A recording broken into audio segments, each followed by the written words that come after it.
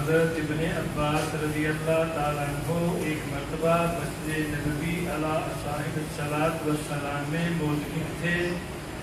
آپ کے پاس ایک شخص آیا اور سلام کر کے چپ چاپ بیٹھ گیا۔ حضرت ابن عباس رضی اللہ تعالیٰ عنہ نے اس سے فرمایا کہ میں تمہیں غمزدہ اور پریشان دیکھ رہا ہوں، کیا بات ہے؟ اس نے کہا، اے رسول اللہ صلی اللہ علیہ وسلم کے چچا کے بیٹے، میں بے شک پریشان ہوں، لیکن فلاں کا ان پر حق ہے۔ اور نبی کریم صلی اللہ علیہ وسلم کے روضہ انور کی طرف اشارہ کر کے کہا کہ ان کی عزت کی قسم میں اس حق کے ادا کرنے پر قادر نہیں۔ حضرت ابن عباس رضی اللہ تعالیٰ نے فرمایا کہ اچھا، کیا میں اس سے تیری سفارش کروں؟ اس نے عرض کیا کہ جیسے آپ مناسب سمجھیں۔ حضرت ابن عباس رضی اللہ تعالیٰ عنہ یہ سن کر جوتا پہن کر مسجد سے باہر تشریف لائے۔ اس شخص نے عرض کیا کہ آپ اپنا اعتکاف بھول گئے۔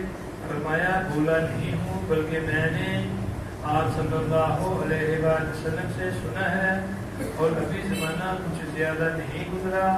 یہ لفظ کہتے ہوئے حضرت ابن عباس رضی اللہ تعالیٰ عنہ کی آنکھوں سے آنسو بہنے لگے کہ حضور پاک صلی اللہ علیہ وسلم فرما رہے تھے کہ جو شخص اپنے بھائی کے کسی کام میں چلے پھرے اور کوشش کرے اس کے لیے 10 برس کے اعتکاف سے افضل ہے، اور جو شخص ایک دن کا اعتکاف بھی اللہ کی رضا کے واسطے کرتا ہے، حق تعالیٰ شان ہو اس کے اور جہنم کے درمیان 3 حدقیں آگ فرما دیتے ہیں، جن کی مان اور زمین کی درمیانی مسافت سے بھی زیادہ چوڑی ہے۔